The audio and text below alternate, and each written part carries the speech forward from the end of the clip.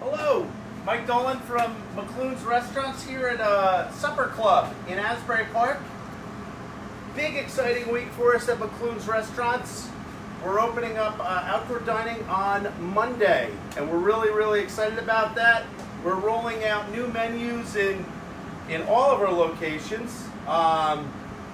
So check out our website, see what we're doing. We look forward to serving you in our outdoor seating. We have wonderful outdoor seating in Long Branch, in both locations in Asbury Park, in West Orange, and in Red Bank, and in Seabright. So we'll see you there. Reservations recommended. Reservations are recommended, so please call the front desk at each one of those restaurants, and please, we look forward to seeing you there. I'll be at Pier House in Long Branch, so ask for me. I'd love to come out and say hello. Today, we're going to be doing Bell and Evans chicken breast. This is chicken breast that's on the bone, as you can see.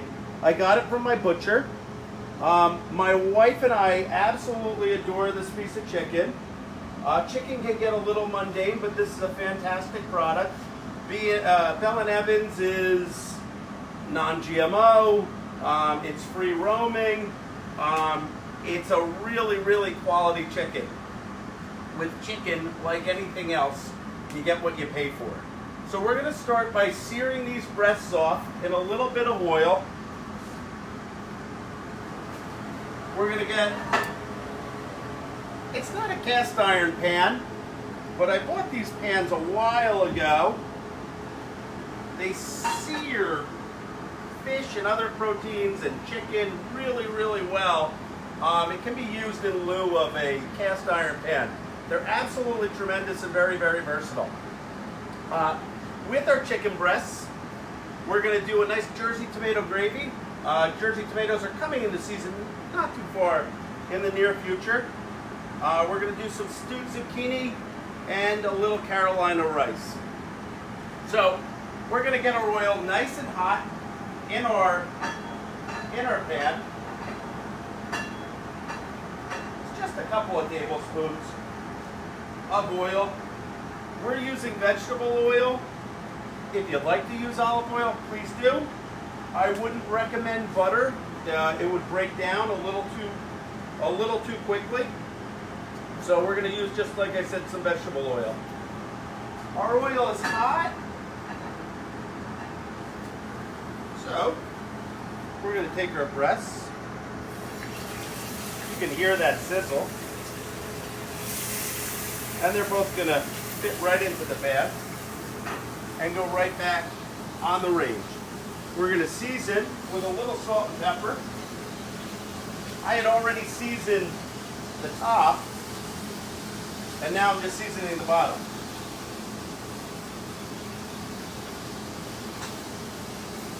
With this type of chicken breast, a really cool idea. Take it out of the package 12 hours before you're about to serve it. Leave it in the refrigerator. Season it with salt. What that'll do is it'll basically extract some of the liquid from the breast. The breast will actually get a little leathery, but what it will do during the cooking process is it will crisp up a little bit more. So, as we see, we're browning pretty hard. We're going to give this a couple of minutes, and then we are going to get it into the oven. As we move forward, we're going to start our rice. This is simple Carolina rice. We're going to start off with a tablespoon of butter. We're going to throw in a bay leaf or two, just for flavor. We're going to throw in 1.5 cups of rice for 2 people.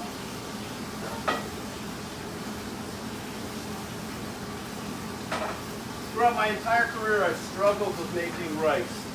My wife laughs at me. I've had chefs that have mocked me for not being able to make great rice. But I think at 50 years old, I finally figured it out. So, we're going to take our chicken now. These are are going right in the oven, probably for about 15 minutes. I like to put them on the floor of the oven, not on the rack, skin side down, and that way it's going to keep crisping that skin to a really, really heat level. So our rice is just coated in fat or butter. We're going to season with a little salt and pepper. And we're going to use about 2 cups of water here. If you have chicken stock or vegetable stock handy, use that. Water's fine. It's not going to be as deep in flavor, but it's certainly on the fly a really, really good enough substitute. So with the rice, we're going to bring it up to a boil. Once it gets to a boil, we're going to lower the heat and cover it and go for about 12 minutes. And that should be pretty cool cooked rice. Moving forward, we're going to start our stewed zucchini. So for said zucchini, we're going to start with an onion. We're going to slice it thin.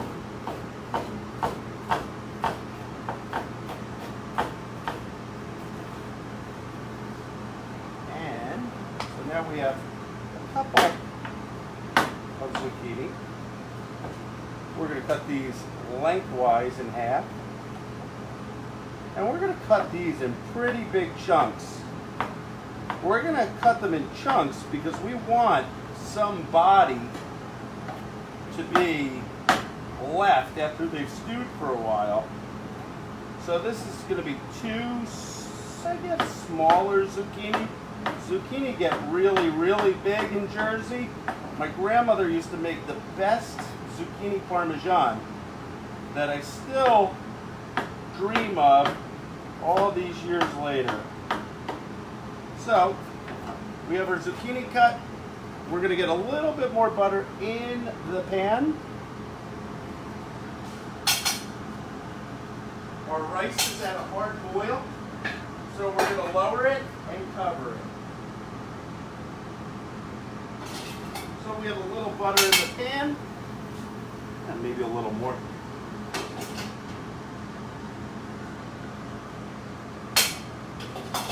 So our butter's melting. Our onion's going to go in. If you'd like to use a shallot, use a shallot. If you'd like to use a red onion, use a red onion.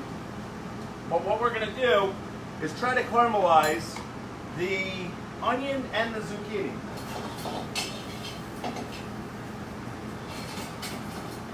So as that cooks, we're going to get our zucchini in.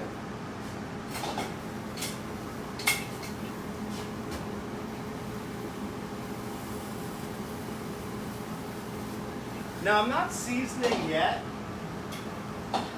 I'm just going to let this cook for a little bit. I'm going to add a little parsley to it. Shame on me. I have curly parsley, which I'm not a huge fan of. I use Italian flat leaf parsley in all of my cooking, but my produce vendor bought curly parsley, and I'm going to make do. And I guess it's sort of I get a little picky with Italian parsley, but curly parsley will do just fine. You're going to just give this a quick chop. With any of your herbs, plunge them into nice cold water and swish them around a little, because what will happen is herbs grow really close to the ground, and they'll get a lot of debris on the leaves, especially when it rains or if you're watering. So we're getting some nice farmly color on this. We're not going to season just yet. We're going to let this keep going. We're going to lower the heat to medium.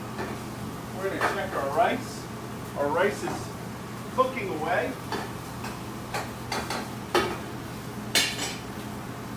All right, so now we have about, 15 minutes before the dish is done. So Please, anyone that's got questions, please don't hesitate to ask. I have a question. Sure. Can you tell us about the zucchini parmesan, Oh, Grandma? I mean, so- that sounds so good. Yeah, I'll make that for you, I promise.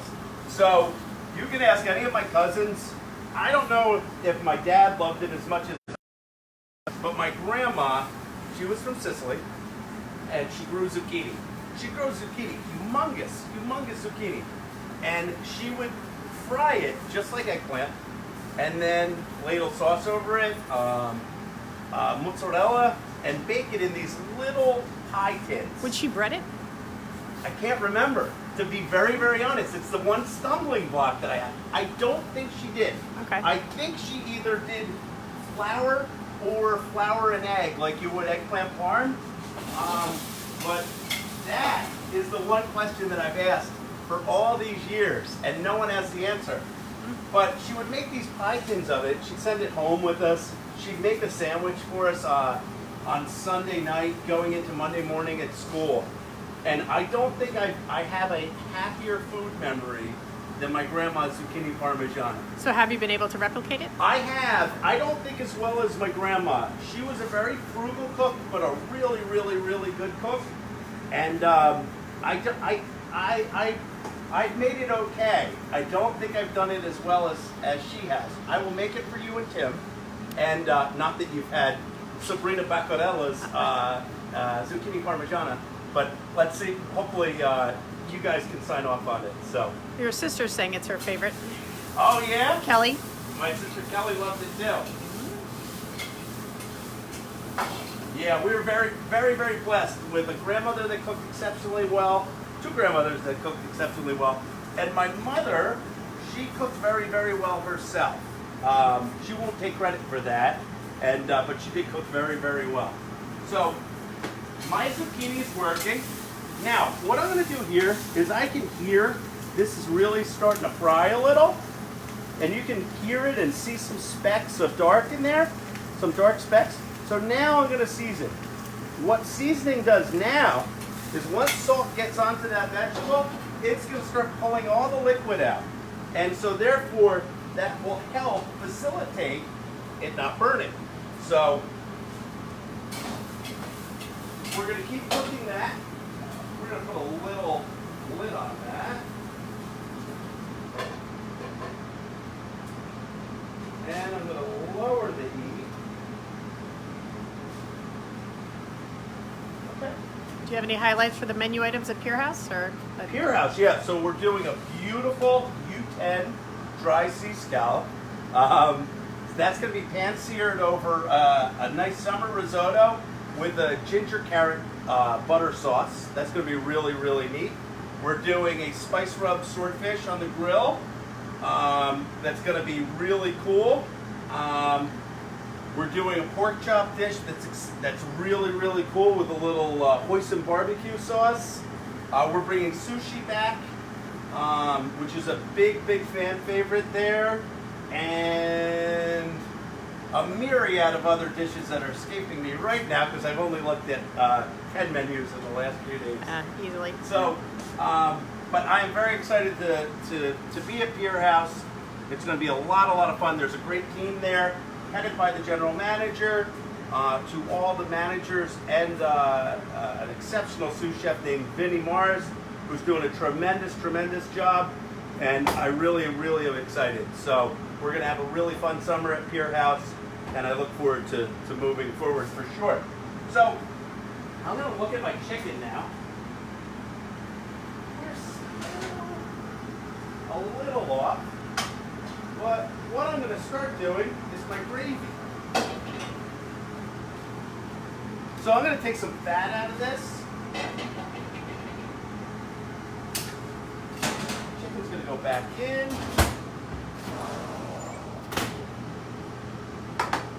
So I took some of that fat out, as you can see. Now, at home, don't be afraid to, a great starter for this sauce would be bacon fat. So when you make bacon on Sunday morning, save some of the fat. Pour it into, some type of tin can or something, and just keep it in the refrigerator covered. and then use it for sauteing vegetables. It's great with frying anything. It's got a ton of flavor. So we have a little minced onion here for our tomato gravy. It's gonna go right in the pan. We're gonna do what's called sweating this. So we're just gonna cook this for a few minutes until it becomes a little translucent.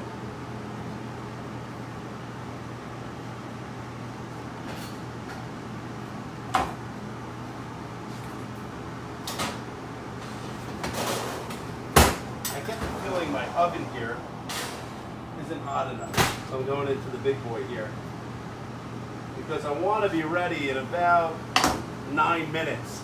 So that's going to take a few questions from the crowd here, please. I'm looking at a little dead air time. So we've sweated our onion, maybe another minute.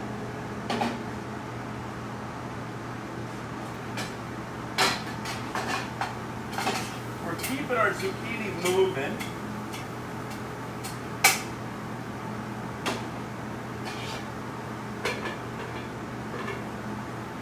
All right. So now we have about 1.5 cups of tomato.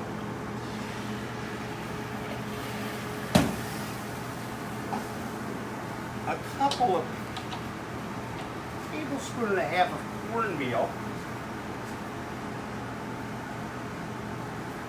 I know the cornmeal seems weird, but I've been doing some research on Southern cooking, and they use a lot of cornmeal in Southern cooking.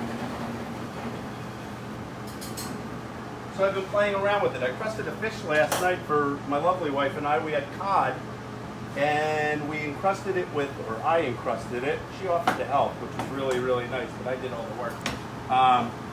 But I encrusted it in cornmeal, and cornmeal on the exterior of your fish has a really, really cool chewiness to it, and it really, really lends to the dish. And it's great because, you know, you think about Jersey corn, it's got to be a natural addition to something like this, specifically in New Jersey, because corn has always been such a, you know, such an important crop around here. So now we play the waiting game. We're going to cook our gravy. Stephanie's saying it was delicious. I thought it was pretty good too. Poor girl. You know, we eat. And I mean, Steph, you can probably attest to this. How many times do I have to say, wow, that was really good, wasn't it? I mean, I think I can be a little needy. She doesn't say it first. So we're going to keep cooking our tomatoes. Our zucchini's working. Our rice is working. Our chicken's in the oven. I have a quick question about the tomatoes. Excuse me? The tomatoes?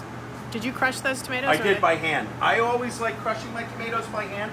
I don't want to buy a crushed tomato. There's a imbalance to a crushed tomato that I'm not crazy about. It's a little heavy. What I want to do is take that tomato, I want to squeeze it so the juices, so the juices come out. Of course, it makes it a little bit more, there's a little bit more liquidity there, and it just works for me. There are a lot of chefs that work with just crushed tomatoes, and that's fine. For me, I prefer Italian whole peel tomatoes. I like feeling what I'm working with. I like seeing what I'm working with in its entirety. And that's what works for me. But in the summer, when Jersey tomatoes are fresh, by all means, try them. You know, I would recommend probably squeezing the seeds out of them, maybe skinning them, and that's a really quick, easy process. Some boiling water. Make a quick X on the tomato, plunge the tomato in to the boiling water for 15 seconds, take it out, put it in an ice bath. That skin will fall right off, and then you can squeeze the seeds right out. And that's what's called tomato concasse, big fancy French term. So yeah, once those tomatoes are in season, that's a great, great way to go. So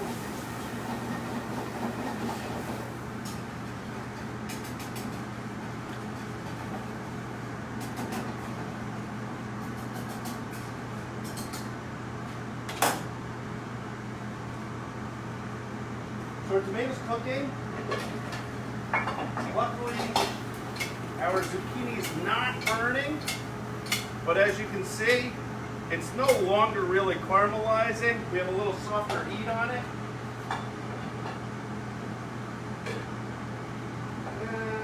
What we're going to do now is we're going to finish the zucchini with a little lemon. Acidity. Acidity works on everything you're doing. So take your lemon, roll it. What you're doing there is detaching the juice from the membrane of the lemon. You would do the same thing with an orange or a lime. Limes are a little bit more firm.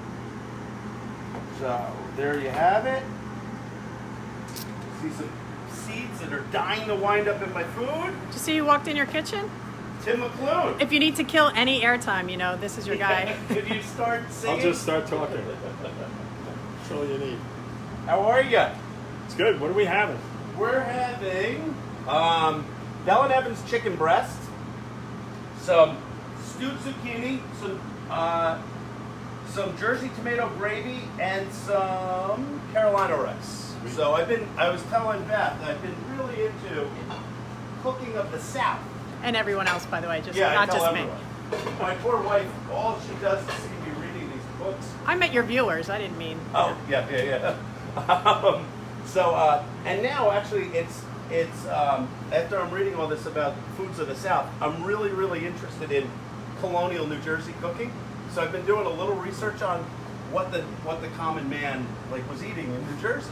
I haven't made a ton of headway on it, but of course, New Jersey and the Middle Colonies were the breadbasket colonies, so tons of grains. But I'm trying to find older recipes of, common folk, not the aristocracy. But think about the British influence, which isn't necessarily a good thing. Sure. And then you had the French influence as well, yeah. which was wild. So, yeah, I'm having a real fun time. I do a little research every once in a while. I write some notes down. Whenever I'm reading about New Jersey food, though, it eventually winds up to pork roll. So, and then as I was telling Beth last week, I just got the smoker, and I'm trying to figure out a way to smoke my own pork roll. So, with that being said, I'm going to look at my chicken breasts, and they are about another 5 minutes off. So 5 minutes, Tim McLoone. Do you have any? You got to kill it now. Yeah. You want to bring it home now? So yeah, I was explaining to the audience out there how excited we are at McLoone's Restaurants to be opening on Monday for outdoor dining. I'm excited about working at Pier House. That should be an awful lot of fun. We have a new menu that's hitting. Sushi is coming back onto the menu. I was explaining what a great job the staff has been doing there. Great management, fantastic sous chef. It should be a lot of fun over there. And we look back to taking a step back into some normalcy. Yeah. Well, you had a lot to do with the Rum Runner menu too. I did, So, yeah. Which is And, Like all of it. and one of my prized pupils, Dan Kane, is over there, and he's doing a tremendous job.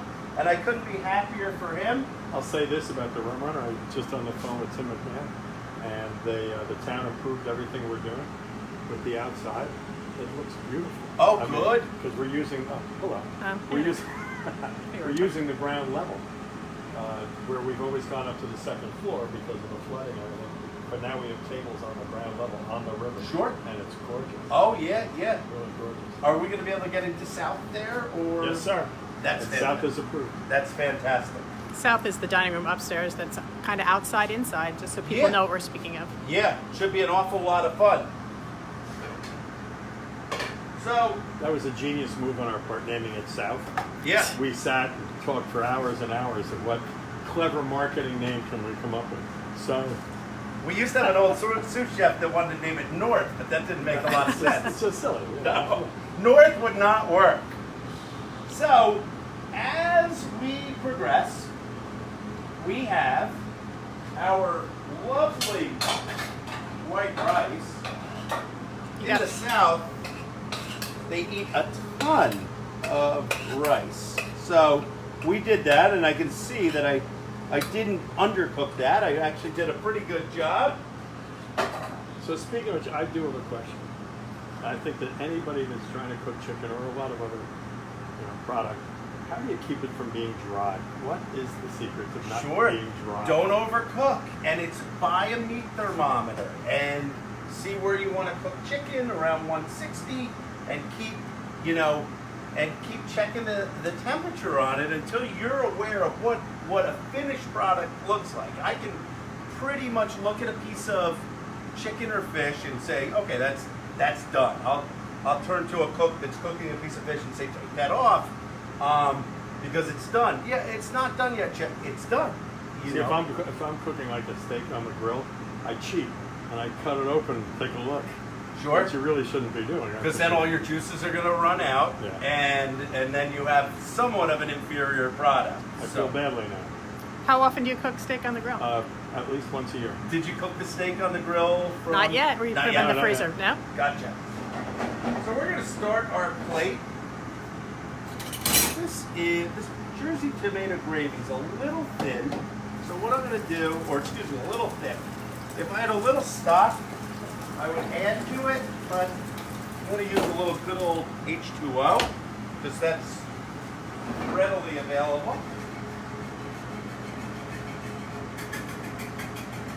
So again, you could have started this with bacon fat if you like. If you'd like to add a couple of dashes of Tabasco sauce or your favorite hot sauce, please go ahead and do so. I'm just going to hit it with a little more pepper. A touch more salt.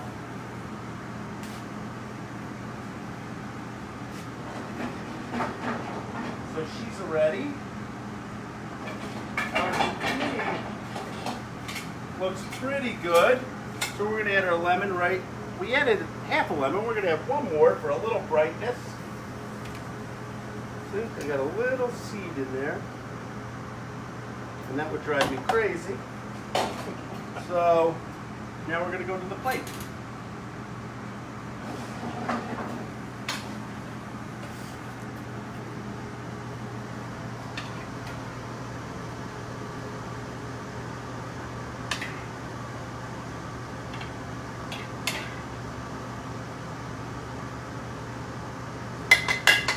Gravy there.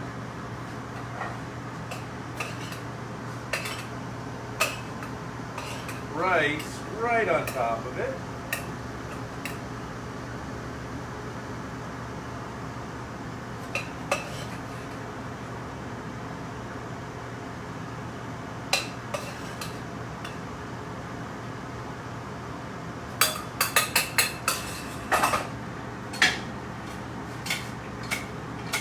Zucchini right on top of that. So the cool thing about this is we have a bunch of New Jersey products here. Zucchini, tomato, our herbs came from New Jersey.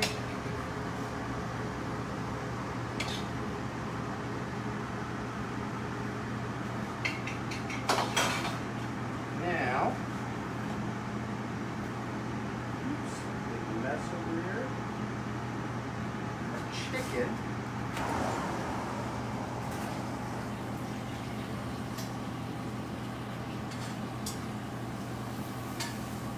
And our chicken is done. Wow. So we have a beautiful skin there, as you can see. We're going to plate these. You know, I had never heard of Bell & Evans until, I'd say, like maybe 10 years ago. Yeah. You know? Now it's all the rage, So right? what does it mean to be Bell & Evans? It's a really quality chicken breast. And there you have our beautiful Bell & Evans chicken over Jersey tomato gravy, some steamed Carolina rice, some zucchini, and voila. My dinner the other night, and I hope you guys enjoy it. We're going to take a little break on the show. We're opening next week, and we want to get our ducks together as far as when to do it again. So next week's going to be a really, really heavy week for us at McLoone's. But we will be back. We're just not sure when. Feel free to email me, mdolan@mcloons.com. If you have any questions, I'm always available. I look forward to cooking for you at Long Branch real soon, and certainly doing the show again in the real near future. And thank you so much. It's really, really been a pleasure and a lot of fun cooking for you and talking to everyone. And it's really neat to see that a lot of people are watching the show. It's like over 4,500 people. So thank you from the bottom of my heart. And I look forward to seeing you again. Thank you.